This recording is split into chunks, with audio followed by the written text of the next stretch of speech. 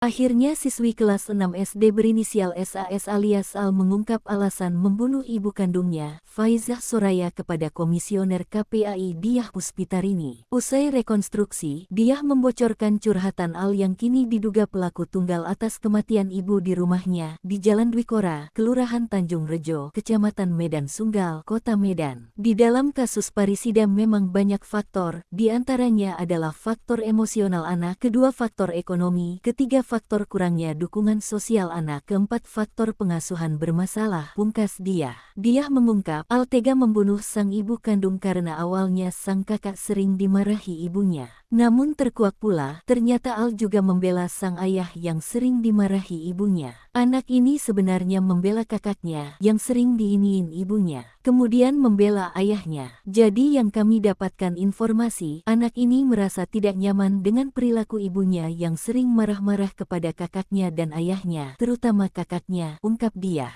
Al mengaku sakit hati kepada sang ibu sehingga berubah jadi dendam dan menggelayuti perasaan Al karena melihat perangai sang ibu. Iya, informasi yang kami dapatkan juga demikian, si ibu sering temperamen, imbuh Diah. Emosional ini karena si anak belum bisa meregulasi kondisi emosinya. Mungkin dia semacam protes melihat perilaku ibunya. Dia bingung, saya ingin membela tapi saya juga tidak terima dengan kondisi ini, kata Diah. Namun, pengakuan pelaku diragukan Dimas, anggota keluarga korban Faizah. Logika, ini adik masih kelas 6 SD bukan SMP ya kawan-kawan, dan luka tusuk ada 20 tusukan, logika aja gak, teriak mamaknya klo gak dibeka, pungkas Dimas. Pihak kepolisian belum berkomentar banyak soal temuan baru jika Ai juga membela ayahnya karena kerap dimarahi sang ibu. Kondisi anak sampai saat ini sehat. Pendampingan diberikan secara menyeluruh, mulai dari kegiatan sehari-hari, pemantauan kesehatan yang kami lakukan setiap hari, hingga pemenuhan kebutuhan pendidikan, kata Kapolrestabes Medan, Kombes Pol Calvin Simanjuntak Kamis. Ia menegaskan, penanganan kasus ini dilakukan dengan pendekatan khusus mengingat status terduga pelaku yang masih di bawah umur, melibatkan berbagai lembaga pendamping seperti KPAI, Komnas Perlindungan Anak,